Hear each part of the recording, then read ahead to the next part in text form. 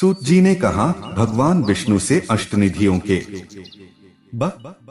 विषय में सुनकर ब्रह्मा जी ने उनका वर्णन इस प्रकार का किया था कि पद्म, महापद्म, मकर, कच्छप, मुकुंद, वकुंद, नंद, नील और शंख नाम की अष्टनिधियां हैं। नवी निधि मिश्र कहलाती है। अब मैं उनके स्वरूप का वर्णन करता हूँ।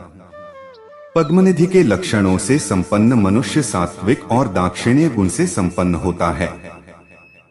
वह सुवर्ण, चांदी आदि मूल्यवान धातुओं का संग्रह करके यतियों, देवताओं और याज्ञिकों को दान करता है। महापद्म चिन्ह से लक्षित व्यक्ति भी अपने संग्रहित धन आदि का दान धार्मिक जनों को करता रहता है। पद्म तथा महापद्मनिधि संपन्न पुरुष सात्विक स्वभाव वाले कहे गए हैं।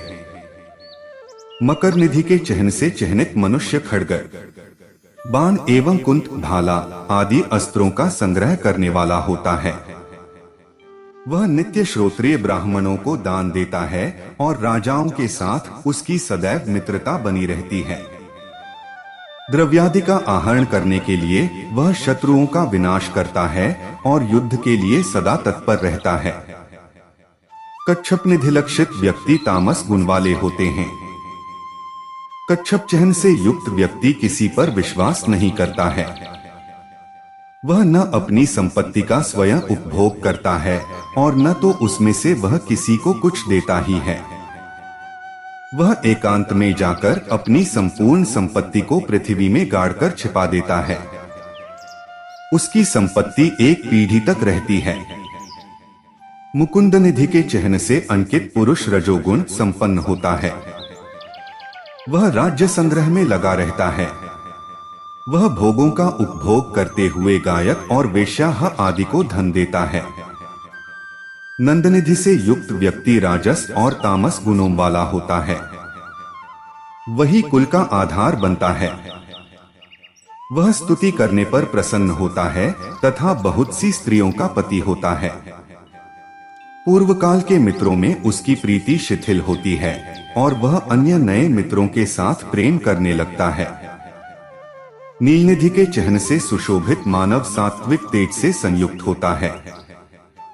वह वस्त्रधान्यादि का संग्रह तथा तड़ागादि का निर्माण करता है। उसके द्वारा जनहित में आम्रादि के उद्यान भी लगवाए जाते हैं। उसकी संपत्ति 3 पीढ़ी तक रहती है। शंखनिधि एक ही पुरुष पीढ़ी के लिए होती है। इससे समन्वित मनुष्य धनादि का स्वयं तो उपभोग करता है, किंतु उसके परिजन कुत्सित अन्न का भोजन तथा अच्छे न लगने वाले मैले कुचैले वस्त्रों से जीवन यापन करते हैं।